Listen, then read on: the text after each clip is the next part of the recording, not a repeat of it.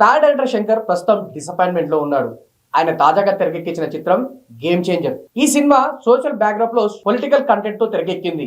అయితే సంక్రాంతికి వచ్చిన ఈ సినిమా నుండి ఆడియన్స్ చాలా ఎక్స్పెక్టేషన్ చేశారు. ఆర్ఆర్ఆర్ తర్వాత రామ్ చరణ్ చేస్తున్న సినిమా కావడం, దానికి శంకర్ లాంటి భారీ డైరెక్టర్ తోడవడంతో ముందు నుంచే గేమ్ చేంజర్ సినిమా పైన భారీ అంచనాలు నెలకొన్నాయి. అయితే తీరా సినిమా విడుదలైన తర్వాత మిక్స్డ్ టాక్ ను తెచ్చుకుంది ఈ సినిమా. దీంతో అటు శంకర్ ఫ్యాన్స్ గానీ ఇటు మెగా ఫ్యాన్స్ గానీ కాస్త డిసప్పాయింట్ అయ్యారు.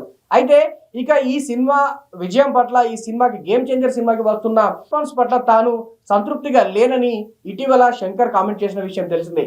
ఈ కామెంట్స్ కూడా సినిమా విజయం పైన, సినిమాకి సంబంధించిన సక్సెస్ పైన విపరీతమైన ఇంపాక్ట్ ని చూపించాయి. ఇక ప్రస్తుతం శంకర్ కమలా హాసన్ తో ఇండియన్ 3 తెరకెక్కించే పనిలో పడ్డాడు.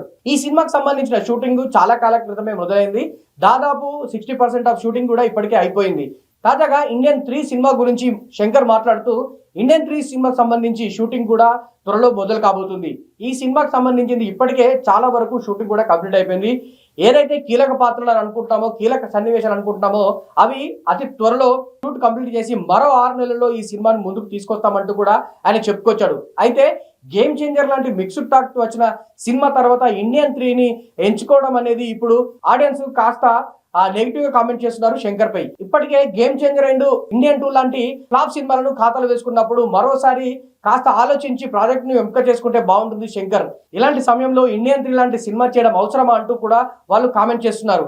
మరి గేమ్ చేంజర్ తర్వాత ఇండియన్ 3ని తెరపైకి తీసుకురావాలనుకుంటున్న శంకర్ ఆలోచనపై మీ కామెంట్ ఏంటనేది కింద కామెంట్ చేయండి. ఇలాంటి మరిన్ని అప్డేట్స్ కోసం మా పల్లవి ఛానల్ ని సబ్స్క్రైబ్ చేయండి.